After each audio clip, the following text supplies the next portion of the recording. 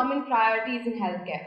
I now request Sister Stella, Professor of Economics, Stella College, to introduce the chairperson and felicitate him.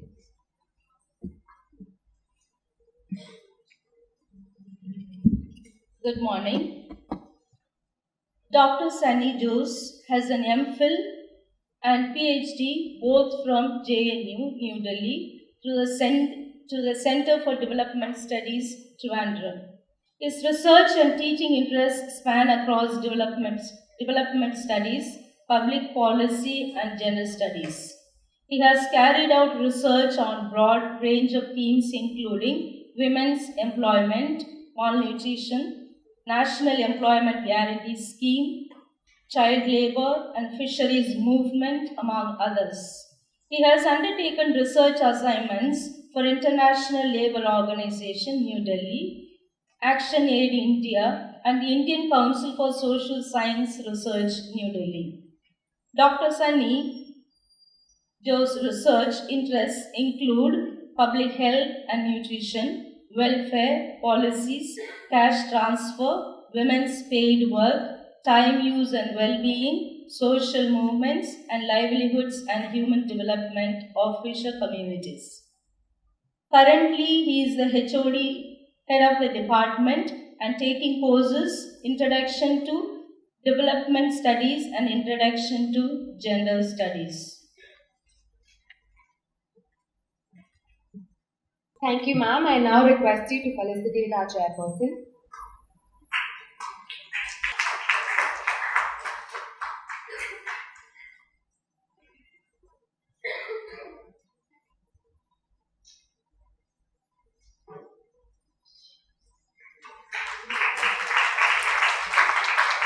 I would now like to call upon the chairperson to introduce our speaker for the day. Thank you so much. Very good morning. I am pleased and indeed privileged to introduce Professor Jeffrey Stuart Hammer. For academicians, actually, he doesn't need any introduction at all because his work is so enormous that, in fact, when I was a student of economics and health, that I had the privilege of reading some of his very important works. But nonetheless, as a formality, I will introduce him. To be frank, he has very impeccable credentials, impeccable in every sense of the term, because his PhD comes from none other than Massachusetts Institute of Technology. He has a PhD in economics from MIT, and that the introducer has referred to that, he is currently employed at, you can name that, Princeton University. In fact, he wears two hats. That is Charles and Mary Robertson Visiting Professor of Economic Development in Public and International Affairs, and also is a faculty affiliated Center for Health and Well-being. And before that, he also had a very long and cherished career at the World Bank for about 23 or 24 years, I suppose, and held very important and leading positions there. He was a lead economist for South Asia in Social Development Unit from 2004 to 2007, based at New Delhi. And he was also East Asian Pacific Chief Economist Office from 1992 to 95, and a number of other important positions that he held in World Bank. And also that he is currently affiliated with as a non-resident research fellow at National Council of Applied Economic Research at Delhi. Also that he is a fellow at Center for Development Policy Research, Lahore. And he has done a number of consultants for leading organizations, I think too many to name. So because of already we are delayed, that I will only specify important aspects of his publication. His publications, I think if I can name that, at least about 40 publications in some of the leading journals, be it Economic Journal, be it Journal of Development Economics, be it Public Affairs, and you name anything, that he has papers on some of the really leading journals on a number of aspects, including the topic that today he is going to enlighten us. So we are really privileged and indeed honored that we have Professor Jeffrey Stuart Hammer with us, and over to you, sir. Thank you, sir. I now request the chairperson to felicitate our speaker.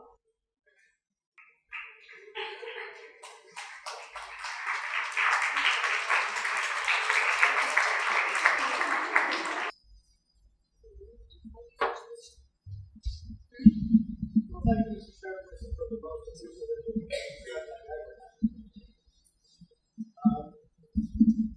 I'm very happy to be here this morning for two main components. I wanted to be able to share with you our observation of years. Very happy to do that. But for my own selfish purposes, I can't think of a better audience to discuss my topic today, because I've always thought that a little bit of economics, just this much, would be a great benefit to discussions of international health. And I'm sad to say there isn't a whole lot of economic reasoning applied to health. Therefore, being in the Department of Economics here, one of my best possible audiences. Second, you can make up your own sociological theories for why this is true, but a large fraction of people working in international health happen to be women.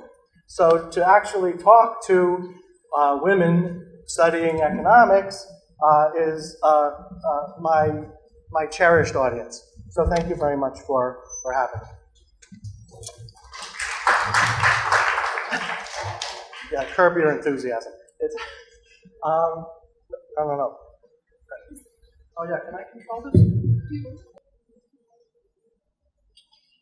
So, starting on the theme of economics, I've always thought of economics as the study of how scarce resources are allocated between alternative uses, and particularly from a public policy perspective, where should government spend its very scarce resources to make the most impact on people's well-being. Therefore, and that sometimes big choices have to be made, and you have to pick your battles to decide which things are very important and which things may be somewhat less important. I'm going to start with a quote from some guy I picked up somewhere. The principles of public expenditure in general are the important thing for government is not to do things which individuals are doing already and to do them a little bit better or a little bit worse, but to do those things which at present are not done at all by a British guy writing almost 100 years ago. It's a very interesting essay by Keynes, and I actually recommend people read the essay. It's a short pamphlet. He was arguing at a time when almost everyone in England thought that government had virtually no role in anything. He was starting from government should do nothing, and in fact, in Britain, compulsory secondary education was only about 10 years old in 1926. So they're talking about government has no role, and he was trying to get them to understand that government had some things to do, and that he wasn't arguing that government should do everything. He just wanted them to do a few things, the ones that no one else was doing.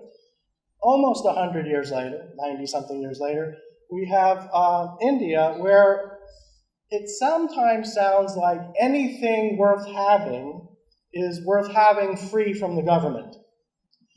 So we're talking from an entirely different point of view, and the direction might be, maybe we should make a few more careful choices and come back this way and stick with the things that government is most capable of doing. So we're trying to get to some sensible middle ground of balancing where is government the most important, where is the market going to be all right, and to choose instruments, as Shanta mentioned yesterday, to the best way to get this accomplished. Something in the middle, century apart, coming from it from different directions.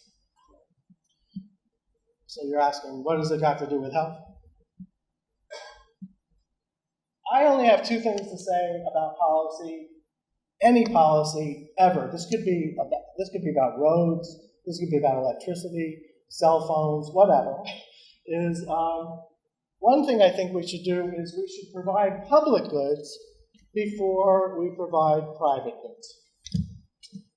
Or to be a little bit more academic about it, we should fix really bad market failures first. I can't think of a perfect market in anything. Everything has some There's a little bit of misinformation, there's a little bit of a tiny bit of an externality, there's a this, but some of them are very big, and some of them not so big.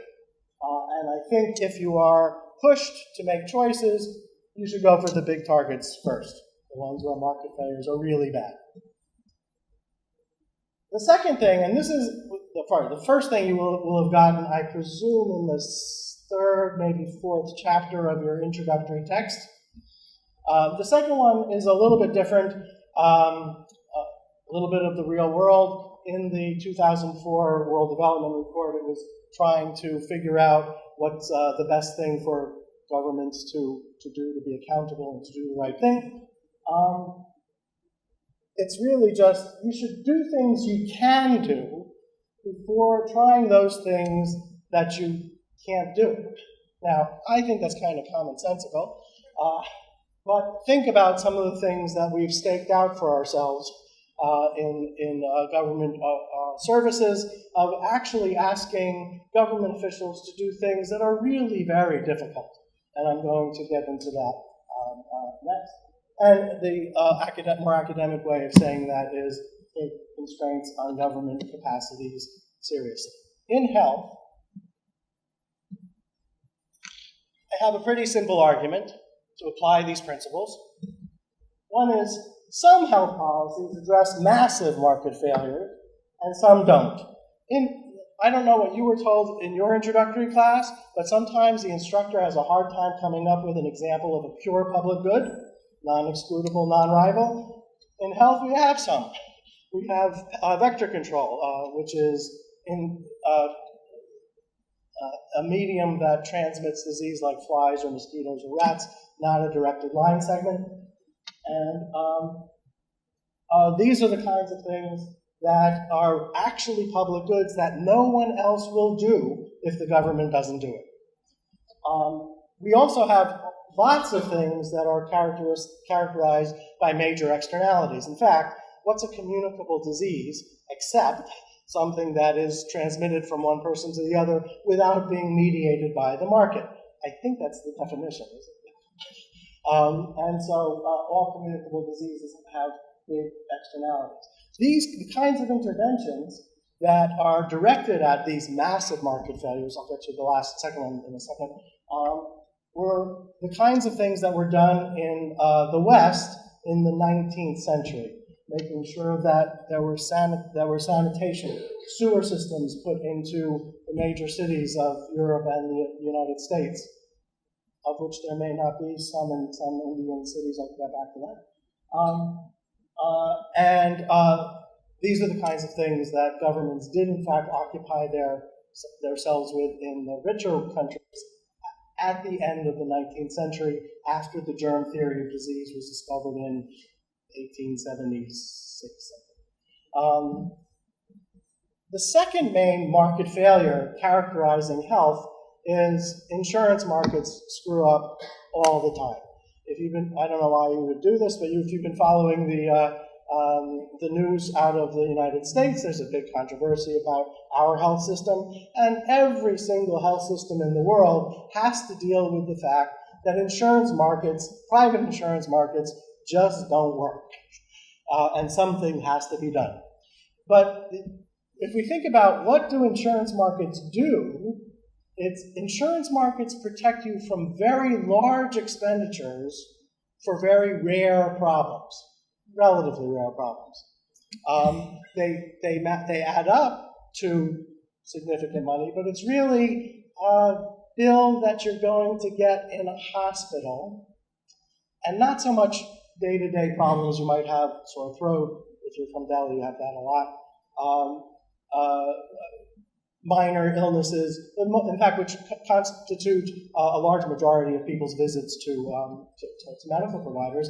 What you really are worried about are these big expenditures that can impoverish families, that can lead to catastrophic problems with the families, and those generally take place in hospitals.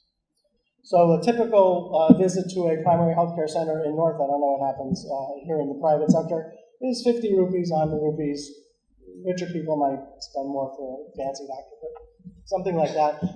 Something which poor people not only can pay for, they do pay for. Get to that in a minute. What's really problematic is when there's a 10,000 rupee problem or a 20,000 rupee problem. In Delhi, they keep talking about no matter what happens to you, it costs you 2 lakh.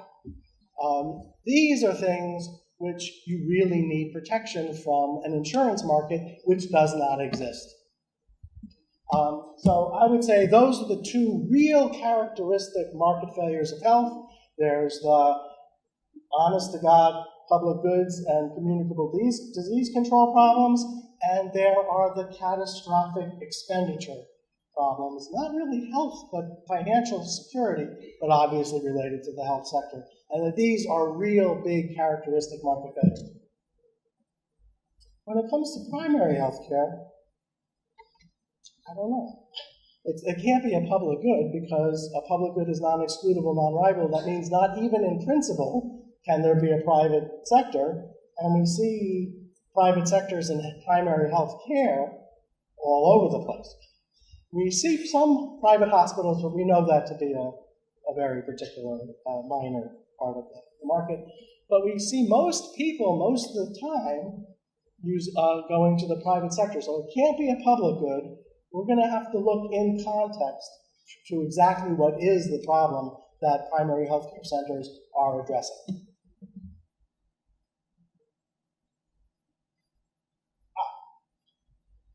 Nothing's easy in health. Well, a couple things. Maybe the pulse polio campaign. That was pretty easy. But generally speaking, some health policies. Oh, sorry, it's a different subject. Forget that. I'll come back. Some health policies are particularly important for poor people. Government should be involved in making sure that the poorest of the poor are looked after. We should try to guide our expenditure to help poor people first. Some things are important for poor people, and that turns out to be those infectious diseases again, and some things are not. So even though this surprises my health colleagues sometimes, that they say, oh, there's going to be this dual burden of disease, chronic illnesses are really bad for the poor people, blah, blah, blah, blah, blah. Yeah, well, infectious diseases are still hurting poor people relative to rich people at ratios of 4 to 7 to 10 to 1. And poor people are suffering from chronic diseases, but more on the order of 25% more or 50% more, not 500% more. So if we are going to attack health issues that are going to mostly hurt the poor, they are going to still be communicable diseases. Come back to me after you've solved that.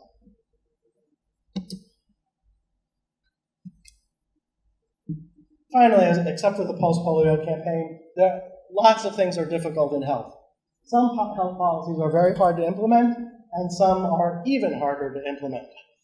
So while a very one-shot pulse polio campaign might not be so hard, vaccination in general, which is also in general not that complicated a technical problem, is still lagging in much of India. Not for pulse polio, that's been pushed very hard, but that might have actually taken the pressure off of some more important diseases for India, DPT and pneumonia and other things that are much more severe and life-threatening than polio. But some things are really, really hard, and we're going to get to that in a second. So, my general approach to policy and how it applies to health is that policy should be strategic and get the most welfare improvement possible relative to what happens if the government did not do this particular activity. Not relative to a counterfactual where nothing happens. It's in contrast to what happens without the government. So if a private sector is going to do what the government is going to do when it backs off, we have to think about how much do we really get from that relative to other things. Although we know that the private sector is not going to get rid of mosquitoes. But we should do this balance. We should make these priorities both on how important is the target, but also how possible is it, or what's the likelihood that government is actually going to be able to make good on its promises, given that in India we do have some problems with implementing policies. I'm not sure if you're familiar with that. We have lots and lots of laws, some of the best written laws anywhere. Not all of them are perfectly well implemented. Anyway, this is the approach that I like to take and try to see how does this play out in the health sector. And I think of this as a simple argument, but okay, maybe it isn't quite so simple. So let's get it. Shouldn't we have a handle on this before we spend a lot of money on, say, just for example, universally provided public free primary health care?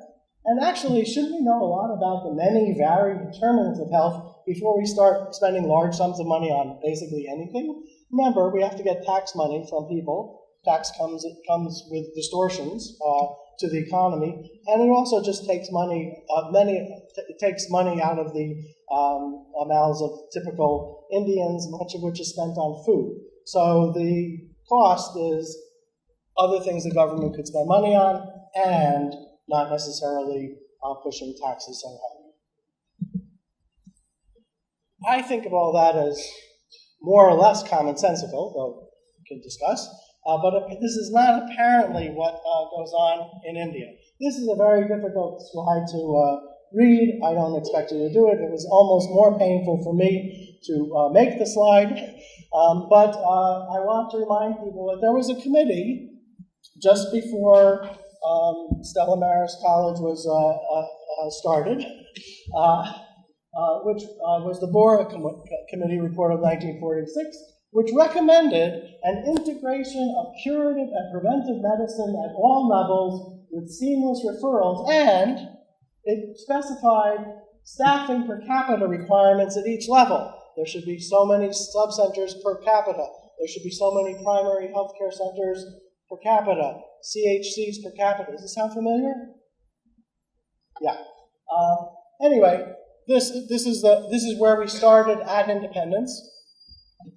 In 1962, there's another committee that said, yeah, this isn't working so well, but we should spend more money on it anyway. Then there was Unified. There's actually a friend of mine, Dr. Veena Das, who was at Bell School of Economics and was at Johns Hopkins University, tells me I missed about 10, maybe 15 other reports in this list. We come all the way down to the midterm review of the 10th plan of 2005, which I was told to review because I was sitting in Delhi at the time, and my boss sort of told me, take a look at this. And it said, and this is a little bit different, the Bora Committee said one sub-center for every 10,000 people. Now it was 5,000 people. So this is like revolution. This is an entirely different approach. Anyway, it was virtually identical to the Bora Commission report of 60 years earlier. Our National Rural Health Mission was initiated at the same time, not coincidentally, I don't think. They do mention water and sanitation, which I'm not sure actually got accomplished. I'll bring that up later. But we did hire a lot of ASHAs and a great deal more healthcare workers. A few years later, big report associated with the high-level expert group comes out in the Lancet with the title that now is the time to implement the Bora Commission report. And the high-level expert group, I think they were in fact the same people who were behind the Lancet articles, took a very economic approach to this problem. I'll just highlight the main issue is what we should be doing in 2011 is we should reorient healthcare to focus significantly on primary healthcare while guaranteeing secondary and tertiary care. From my perspective, there's no choices made at all here. It's more of everything, which is as uneconomic as I can imagine. Yeah, well, the last line might be a little insulting, but I apologize. But insanity is doing the same thing over and over again and expecting different results, which we did not get. That's interesting. So since it figures so prominently in the health policy, let's start with primary curative health care and see how it's doing. So apparently the National Rural Health Mission was a great success.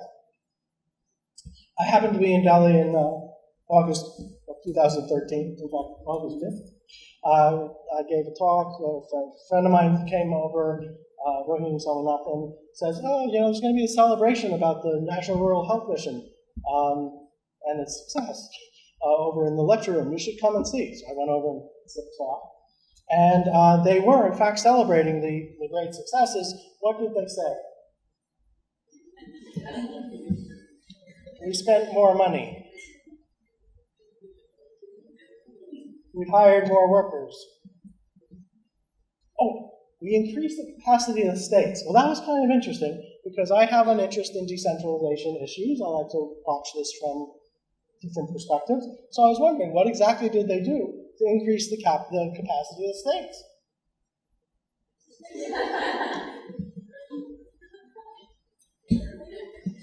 There was a lot of talk about how great we were at spending other people's money, but not one word about whether one child's life was saved. Not a word about one output. So what is the purpose of health policy? Is it really to employ medical providers? Actually, depending on the audience, you might say, yeah, kind of, maybe. To spend money? Or is it to improve the health and well-being of the people of India? There is no one-to-one relationship between the spending of the money and getting something for it. The connection has to have empirical support, and let's see what there is. The evidence is not overwhelming. So this is one study. This is based on the National Family Health Surveys of 1992 and 1998. We'll get back to that in a second. Which is really a set of, not exactly regressions, it's propensity score matching. I'm sure many of you are familiar with that. Just a way of dealing with the endogenous placement problem. Maybe government is putting things in the most difficult places. This is a way to handle that. But this is a measure of the t-test of the hypothesis that there is a public facility in the village on the right-hand side, and infant and also under 5, 2 to 5, mortality on the left-hand side. And this is, how often does that turn out to be important, that if you have a facility in your village, you get a health impact, and you see that a lot is not significant, but at least with the right sign. A lot is not significant, but not with the right sign. And given that there's about 120 different regression equivalents being discussed here at 5% significance level, you'd expect out of 125 tries, about 7 to come out significant one way or the other, even if the effect was literally 0. And we see that's about what we get on significant coefficients. A couple significant on the right side, but a couple significant on the wrong side. But from my perspective, given that this is a t-test based on 5% significance, this is as close to 0 effect as I could possibly imagine. And why exactly is there no number for 2005 when there was another National Family Health Survey, or even later? Well, the reason for that is no other survey large enough to measure anything like mortality also included whether or not there was a public facility in your village. And in 2005, because there was an extra module on, I think, HIV/AIDS or something added to the National Family, they dropped the whole thing about what public facilities were available in the villages. So we don't know what happened in 2005. You know, if infant mortality is so important, how come we only know about it occasionally instead of some regular measure? You might ask, so how is that possible? How could public medical facilities not affect people's health? I mean, medicine works. It's true. This is not arguing that medicine does not work in India. That part isn't true. It's that this is really a small part of the problem, and only if there is, in fact, effective provision of care. So the first one is the public sector is rather small relative to the market as a whole. So we might want to think about what kind of substitution is there between expanding the public sector with a possible contraction of a private sector. And I'm not going to romanticize the private sector. The private sector is not good. It ranges from really good in some cities to really, really bad quacks. I'm not making defense, but the point is there is one, and we want to know what is the net visits or value of visits of expanding a primary health care center, and what comes out of this primary health care center anyway. So we can build the walls, we can hire people, not necessarily guaranteed they're there, but we can spend a lot of money. But that's really not so important. It's, is there effective medical care and advice coming out the other end? And then finally, putting them two together, when some medical advice comes out the other end, how does the rest of the market react? So this is also very old. This is from every 10 years, the NSS has a special survey on health. This is the same data that Shanta was talking about yesterday. This is from the 1995 survey. I'm going to keep asking, how come the most recent data we have on a lot of this stuff comes from 20 years ago? But this was the share of the private sector and the number of visits for primary health care in rural areas. And you can see there might be some interesting stories between the states, but across all of India, it's 80% of visits to primary health care centers were in the private sector. It's kind of interesting. We normally think that the private sector share should go up with income, and some places it does. It's interesting that Rajasthan, a much poorer state than the others, it actually went down, which seems to me to mean that richer people are using the primary health care center, public primary health care centers, than poor, in a very poor state. And it just doesn't seem to matter whether you're rich or poor. You still use the private sector. There's good private sector and bad private sector, but private sector nonetheless. Hospitals significantly different because it's really difficult to afford a hospital. So of course you go to the public sector more frequently, and in fact you do. One thing that was really interesting. This is in an era in West Bengal, which had been under communist rule for quite some time in 1995 already. And continued until not too long ago. Notice they have a higher than average use of the private sector in primary health care, but they did seem to take care of people in their hospitals better than others. Yes, so some dribs and drabs of data are coming out of the most recent NSS 20 years later, but as far as I can tell, it's the same 80% using the private sector after the National Rural Health Mission has been in full swing for 10 years. So I'm not sure 80 is a constant of nature, but I'm beginning to think maybe it is. So you could ask the question, why don't people use free public care with qualified doctors? Every doctor in a public facility is an MBBS doctor. And why would they forego that and actually pay for, not clear, in the private sector? Well, I'll give you a hint. It's not because they don't know any better.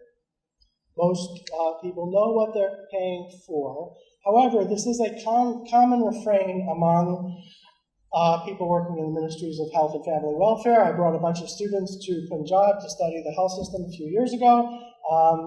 he gave the usual speech, everybody does this, everybody will get referred, blah, blah, blah. And one of the students asked, yeah, but I was looking at this National Sample Survey study and the National Family Health Survey, and it looks like in Punjab, a lot of very poor people are going to the private sector. This is the Director of Medical Services in the state of Punjab said, yes, they are ignorant peasants. Let me ask a different question. I guarantee they were not. And the ignorant person in the room was not a peasant. Let's ask a different question. When you go to a PhD, what do you find when you get there? Well, one thing is you don't find anything. Vacancies, this is not a behavioral problem or a market problem. This could be a funding problem. And if you squint your eyes a little bit, you can see that, yeah, the rich, these are states ordered poor to rich, left to right. If you squint your eyes, you might be able to see that, yeah, maybe vacancies go down in the richer states. I'm not going to push that too far, but it kind of looks like that. So, richer states can employ more people. What else do they find when they get there? Well, some of the workers are absent. This is a study done actually partly for the World Development Report of 2004, which compares across countries. And this is absenteeism among health workers in 5 developing countries. India not being the poorest of these, Uganda and Bangladesh being somewhat poor. But you see that absenteeism is a problem in lots of places, but it's a pretty bad problem in India. So one thing that you would find when you get there is nobody is there for either of those two reasons. I think you showed this yesterday. This also, if you squint your eyes, I don't know if you can see a downward slope to this as well. It's very weak. You might find it interesting that Tamil Nadu is not low in this regard, but this, I think, was an aberrant year, unusual year. Tamil Nadu was in the process, when the survey was taken, of upgrading sub-centers. So they were putting doctors into sub-centers, raising the quality of the entire system. And it's very possible that this came in a period of confusion when doctors weren't really sure where they were supposed to go, and so on and so on. So it's interesting that Tamil Nadu, which in general does much better than any place in the north, happens to stand out badly in this particular diagram, but I think it was something very special to 2003 and 4. So, but I'm going to come back to this other theme, which is, and so how come the last time this was done was in 2003 and 4? How do we know that this doesn't still happen? Or shouldn't we have some idea of how many doctors are absent or not? And we don't have any evidence since 2003 and 4? No. Okay. What else do people find when they get there? Well, this is more complicated. This is a result of is someone paying attention to time? I'm okay? This is a result of research that I did with Jishnu Das at the World Bank. Let me give a little bit of background to the study. It was really two kinds of we went around to Delhi, 7 neighborhoods in Delhi, trying to find out all possible medical providers in these 7 neighborhoods. We did a 2-step interview process in Delhi, at least. And it was, the first step was to do, this is in reverse order as far as the implementation is concerned, that one was to give vignettes to providers. And this is providers from the absolute quacks to doctors in the outpatient clinic at Safdarjung Hospital, very prestigious hospital. And it was 5 hypothetical cases of the sort that medical students are used to doing, where someone would say, I present with these particular illnesses, go ahead. And then the doctor asks questions. The interviewers were very highly trained, so they knew what kinds of answers that would be indicative of the problem they were supposed to have. And also, this is the fun part, since some of the providers were Ayurveds or Unani or other alternative medicines, we had to come up with answers to questions that you wouldn't ordinarily think you'd have to know. For example, what did you eat last night? A normal MBBS doctor, if you came in with a baby with diarrhea, what did you, the mother, eat last night? Most MBBS doctors wouldn't bother to ask that. But in Ayurveda, I believe, it was important because through the breast milk, what the mother ate could have influenced the child's illness. I don't know. And we had to know what kind of answer to give that would be uninformative.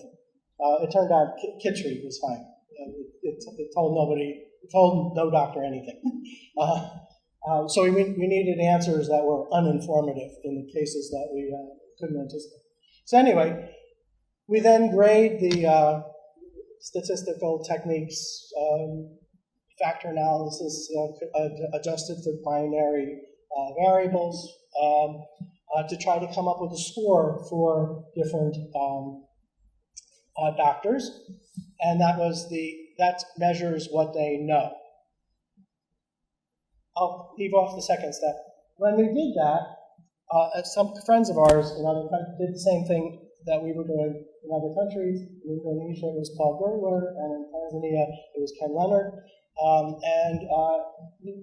You notice quite a big difference between India and the other two, and the reason for that is they only looked at public hospital doctors. And you notice that the India case is distinctly bimodal, and in fact, the one on the right are hospital doctors or well-respected private sector doctors who are usually senior consultants at the public hospitals. And you notice that fits pretty much the same as in Indonesia and Tanzania, and in fact, a little bit better than Tanzania. We're a little bit richer than Tanzania, and a little bit worse than Indonesia. We're a little bit poorer than Indonesia, so that kind of makes sense. Then there's this other bulge on the left-hand side, and that represents the unqualified doctors, the Ayurveds, the Unani. Sorry, I'm not calling them unqualified. I'm calling really unqualified doctors. We had one guy who, in the daytime, his real job was in a ball bearing factory, and it was only at night that he saw patients. That's a real not doctor. But we had the intermediate ones are hard to explain. But it also includes doctors in the public primary healthcare centers.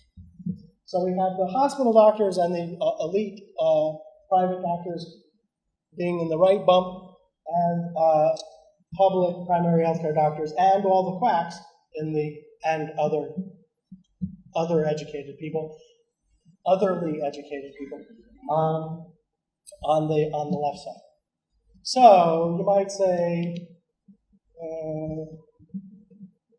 what am I getting when I go to a primary healthcare center anyway? And what is it? But you might ask, what would I do?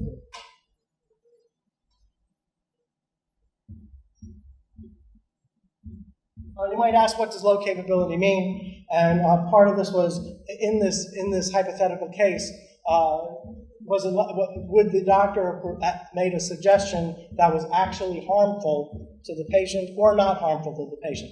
Harmful to the patient generally was providing an antibiotic for things that you should not give antibiotics for. So diarrhea of an infant. The doctor should have asked enough to make sure that it was simple diarrhea, to ask enough questions to be sure that that's what it was. But once he established the right thing, antibiotics were not the right thing. Tuberculosis, we accepted a referral to a TB center as a good thing. I mean, as a success. So that one's a little bit hard to interpret. Notice that's the only one, the green line, where most people actually did get it right. Because the right thing to do was not to do anything, but refer to a TB center. Preeclampsia, a big problem for pregnant women. This is coming to a doctor who is not specifically a gynecologist or obstetrician, and the doctor was supposed to note that the woman was pregnant, and therefore ask a bunch of questions related to blood pressure and stuff like that. That one, sometimes they would say, I don't deal with pregnant women, so I refer, so a proper answer is usually referring to someone else. But for a common cold and depression, a lot of the times we still saw, not depression so much, antibiotics being used. And it looks like the way that we did it, we have a normalized measure for how good you are, so mean 0, standard deviation 1.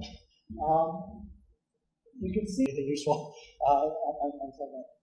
Anyway, these kind of things are not done. There's still low coverage of a lot of these things, particularly in urban areas. How exactly are we supposed to have a modern, forward-looking economy when the capital of the country does not have sewers in a lot of their neighborhoods? Come on. How much time? This is another study. Actually, it's in another one of those neighborhoods of Delhi. The dots are our sample. The red dots are households that had a case of diarrhea. And the color other than blue in the back of the ghostly dots. Okay. The ghostly dots are households that did not have a case of diarrhea. The color other than blue is how many people openly defecate in the family, or is there someone who openly defecates in the family? This is in a neighborhood in Delhi. And we also ask, does water ever come into your house? Usually during monsoon, does water come from the street into your house? In the neighborhoods that we were looking at that were relatively poor, outside of your house was usually a gutter, which had gutter things in it. And if water came into your house, it meant it washed over the gutter and came into onto the floor of your house. We also measured whether anyone in the family had open defecation, and we also looked to see if anybody who was in the immediate neighborhood had open defecation. We're looking for externalities here. And not to go through the whole thing, even when all of the things are good, there's no water coming in and nobody openly defecates, we still have a fair amount, this is in a 2-week period, we still have a fair amount of diarrhea among infants. But you notice that if we have all of those three things going wrong, there's a 30% chance of an infant having diarrhea in the last 2 weeks. So that adds up to 7 on average for the year, and that is certainly enough to kill the child. We did a study in rural Maharashtra on the Total Sanitation campaign, which preceded Swachh Bharat. It was a randomized controlled trial, which I only did because my bosses told me I had to.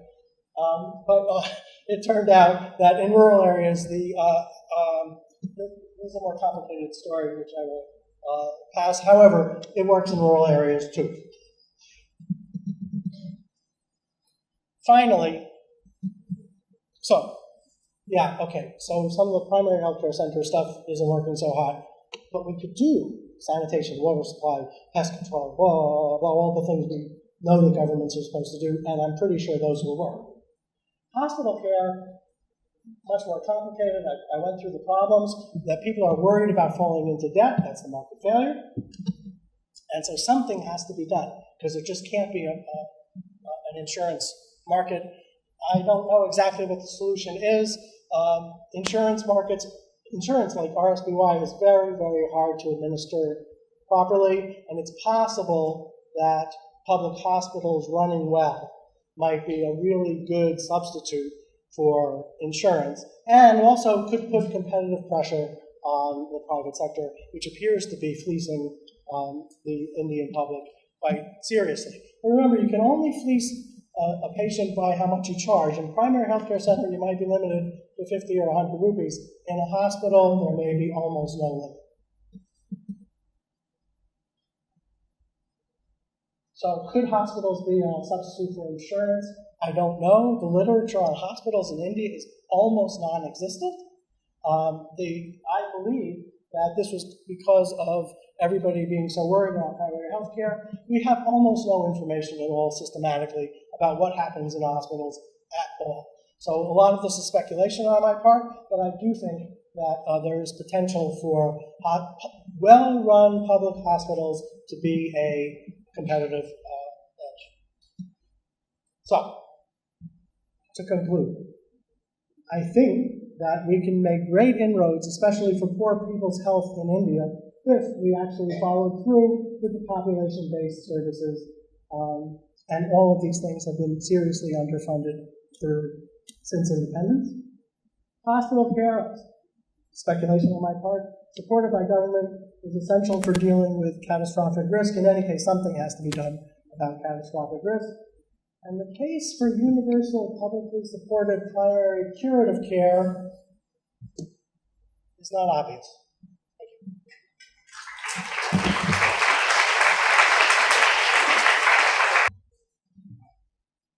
Thank you, Professor Jeffrey, for your very insightful and indeed very well researched presentation. So I will take maybe 5 minutes to sum up and then maybe to give some ideas to provoke the discussion. Now, 2 important points are coming from his presentation. Now, one, that it may not be a good idea for the government to run the healthcare services, while on the contrary, it may not be a good idea for the private to run the sanitation and water and the related. So it's actually a sort of contradiction. Now let me focus on the first one. That in fact, the first part of that, it is not the business of the government to run business, that the presentation, the first part that belongs to, is a very well established position in economics, particularly of the neoclassical type. Now why? Because government fails. Well, market also fails. Indeed, market fails. But government fails so miserably. And the cost of the government failure is enormous. And what are the evidences? Well, like kind of the insights which he has already provided, that there is a great amount of absenteeism, very low accountability, and also the quality of services are poor or low quality. So in that conditions of government failure, it may be a good idea for the market to run healthcare services. Well, this is a kind of conventional argument.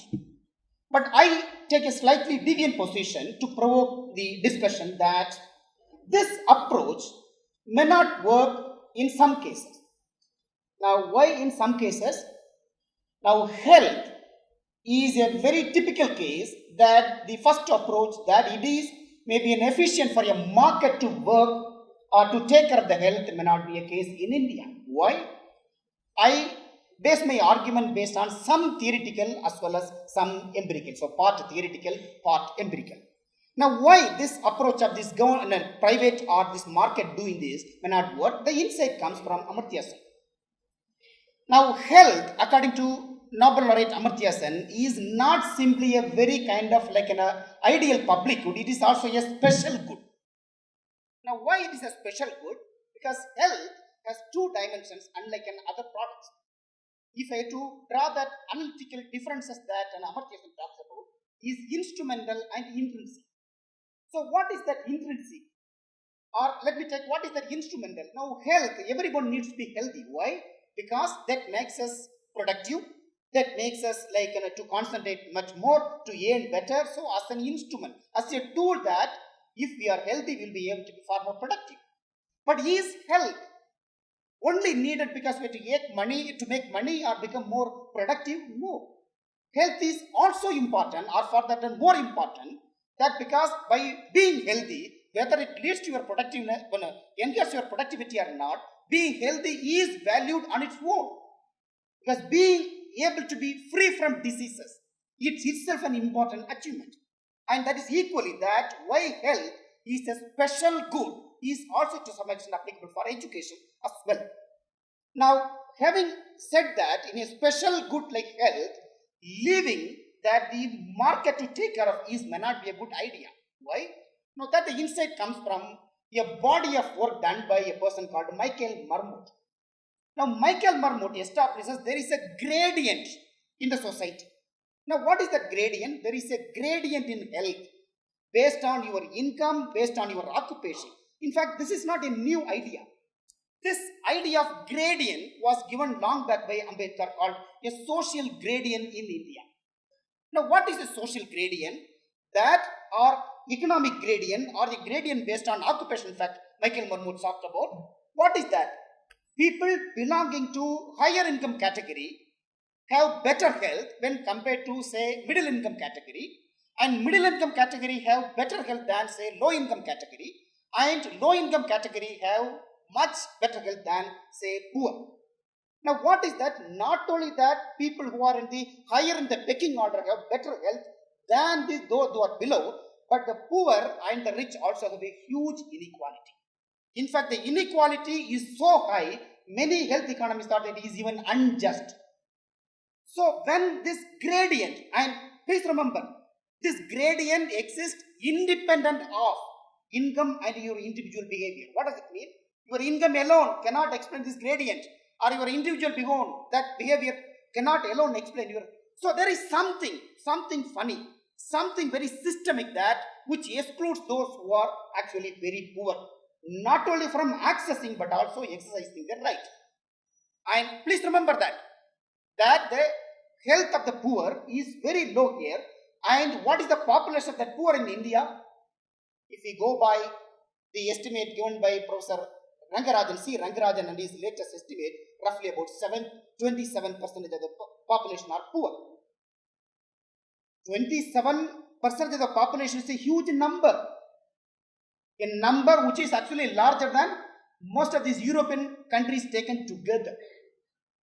27% of the total population, if we go a very narrow conventional estimate of Rangarajan Committee's poverty estimate, is poor. Now, a whole part of that population is poor, and then drawing from the previous presentation about 90% of the work is on informal sector. Okay, let us doubt the veracity of the data. And the average income of that informal sector's earning is so low. Can you really leave the healthcare sector to the market? And what is the guarantee that the market will include those who are poor, which were already excluded by even the very non-charging government system? Okay. So therefore, what can be done? Well, I will take that question. Now, what is the empirical evidence? Now, I will give some amount of anecdotal evidence. Okay, because I also have to pick my battle. Now, what is this anecdotal evidence? I will give you very simple, like, let us take a typical person. A person called Theriyadu Sami. Okay, now this guy got a fever. Now he manages with whatever, like, kind of like traditional knowledge which medical science ridicules, with the pepper, rasam, all sort of things. Now, which is not going. In fact, the fever is not going. So he goes to a kind of quack. He gives some medicine. Now the fever subsides. Then again he gets fever after 2 weeks or 3 weeks or a month. Now he sees that like this quack is not functioning. So he goes to a kind of qualified, so-called qualified MBBS doctor. Now the MBBS doctor prescribes some paracetamol or something else. Now miraculously the fever disappears and again surfaces after 2 months.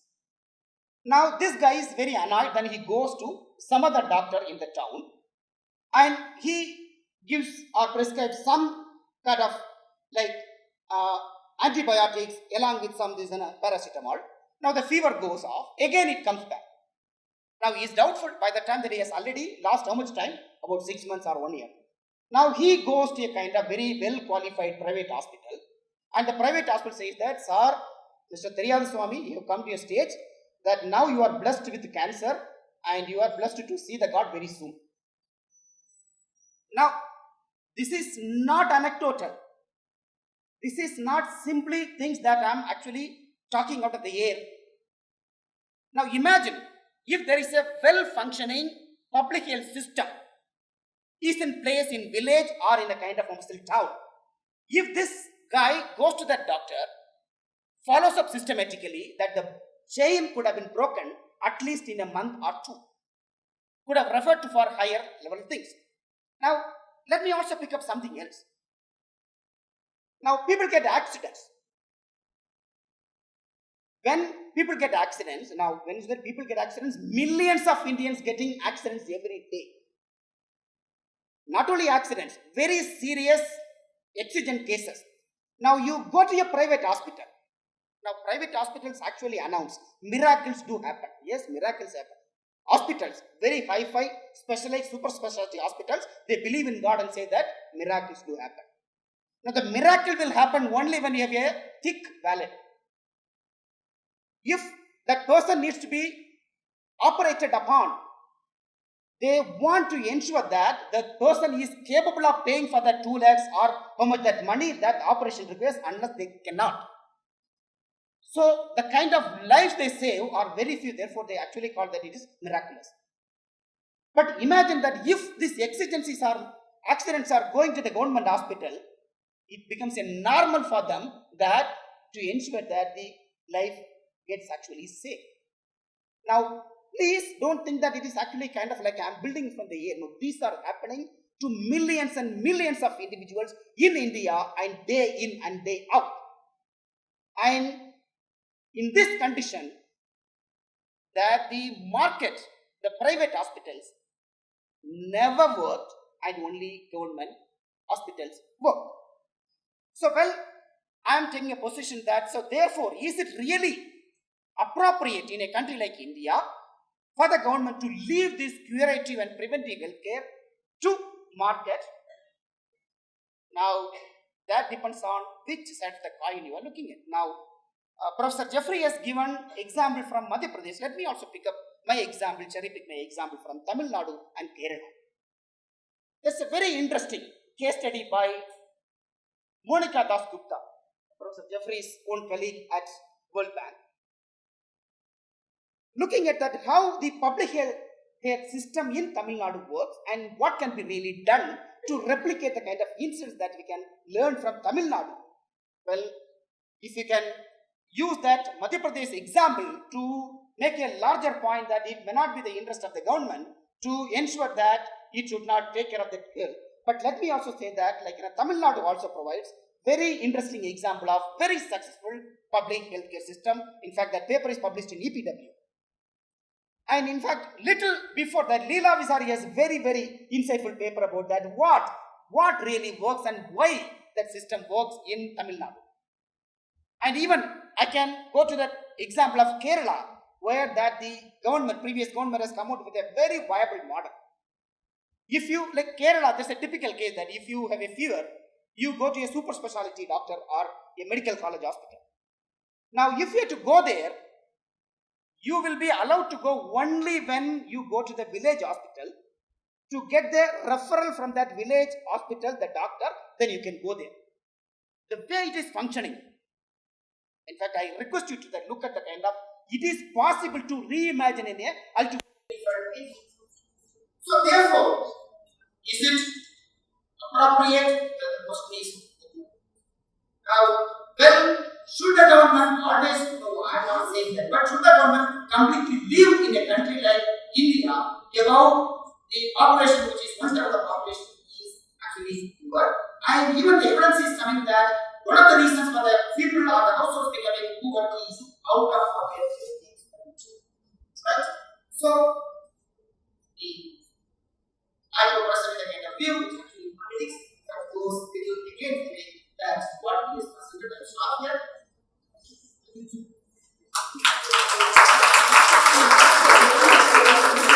Now open the floor to questions. Thank you very much, Professor Hammer. It's a very illuminating and interesting talk.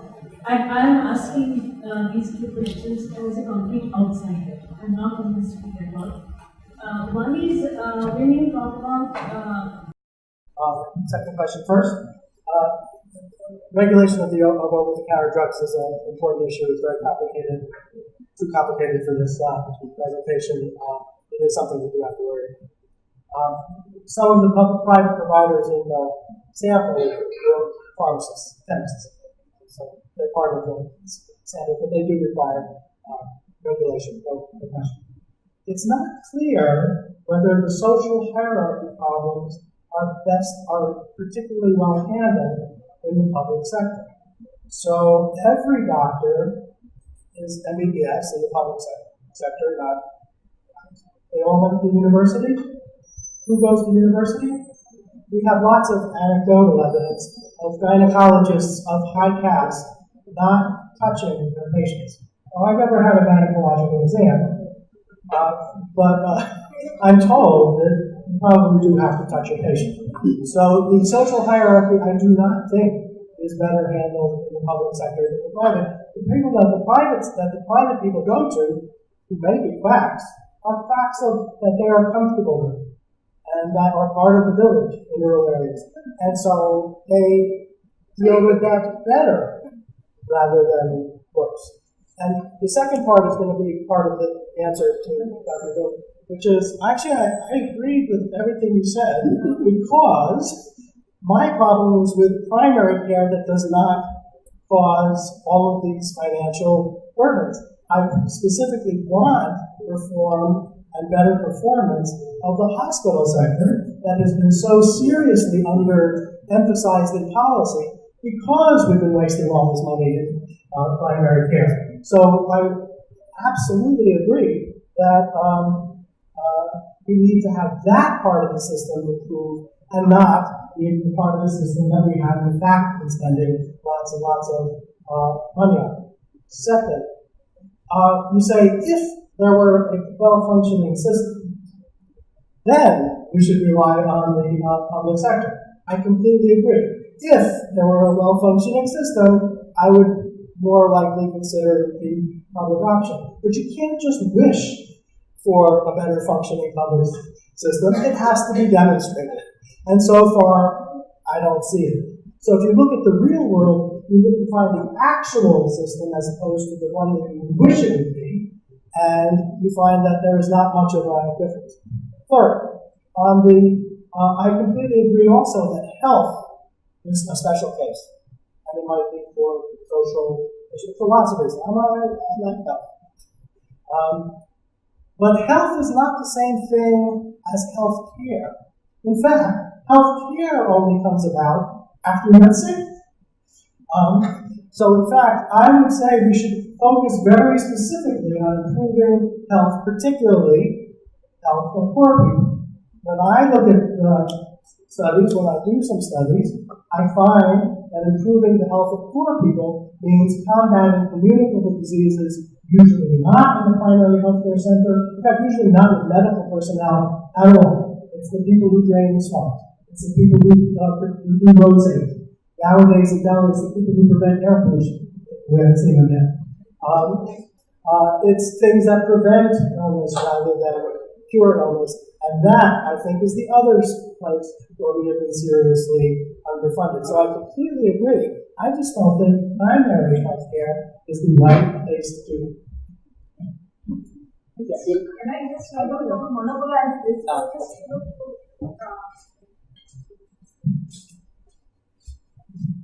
I completely agree with you that in public sector we cannot expect or assume that the doctors may be more socially sensitive. I'm not saying that. What I'm trying to say is that if there is a common system, then only democratic pressure can operate on the health functionaries to become more sensitive. As I said, it's a kind of a social attitude change that you have to pick up. In private hospitals also, there is kind of social hierarchy. Of course, whereas the social distance between the whereas and who are being treated may be much less than what happens in the private public sector itself. So I'm not assuming that they will be more socially sensitive to begin with. What I'm trying to say is that there is a kind of social commitment involved here, and there has to be a democratic politics at operation to take care of this kind of insensitivity. I mean, that's what I'm saying. A kind of collective burden to address this question. Oh, okay.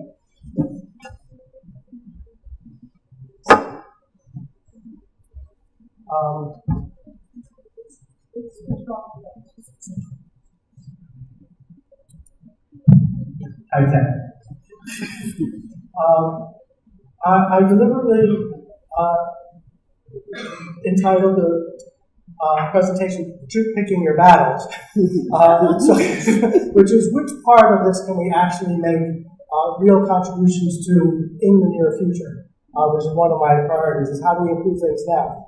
When I envision a well-functioning healthcare system in India, I see a body of doctors who have very strong professional ethics, a very strong sense of duty and a sense of service to their patients in either public or private sectors. I do not see that happen. I do not see that now. But and I don't know how to get it either.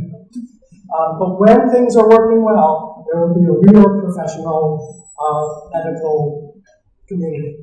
There will also be a set of patients, community, everybody, who does not talk the doctor into giving them glucose IV drips, who will accept the advice of for diarrhea, water with a little salt and sugar, which right now sometimes is, you're telling me to have Mindapan, and why not go to a doctor? The answer was, that's what you needed. We need patients to also know that there's things to worry about, there are things not to worry about. When the system is working better, we will have both of those. I have no idea how to get both of those things done. Yes. So, having established the fact that the choice between private and public health care is essentially a choice between the better evil, and sort of considering the fact that taking a developed country, for instance, like Britain, for instance, we have the National Health Service, which is completely public run, and they've been spending less money, but then the benefits that the people receive in Britain is actually far more compared to the amount of money they've been spending. So, kind of, if we were to bring in such a model, also considering that our country is mostly populist in nature, how would that play out? The politics of health is very complicated. In fact, politics in general is way above my pay scale, and I don't really know how to manipulate the political system. But what I would re-emphasize is, yes, it's a little bit of a balance of where to put the money, but as we've heard, that the real problems are private hospitals gouging patients. That seems to be a tremendous problem. That's a problem we have not dealt with. I think even in a populist society, improving the hospital can't be hard. It can't be a bad thing. They're high profile. You get to cut a ribbon. And so I would say, if money has to be spent on more curative care, I would rather see it in having well-functioning public hospitals rather than a more extensive primary health care system. I actually don't think anything is going to be reduced, so I don't actually see people taking money from the primary health care system and giving it to hospitals. I don't see it happening. But these are economists, any marginal dollar that the government is going to spend, I really think should be in the higher priority areas, which include hospitals, which might be politically salient, and the public goods, which apparently aren't, because we haven't done it even though we don't know how to do it for a century. In fact, I read your papers on absenteeism. Thank you. That brings us to the end of the session. I now request Ms. Bharti from the Department of Economics, Stella College, to felicitate our chairperson and the speaker with a memento.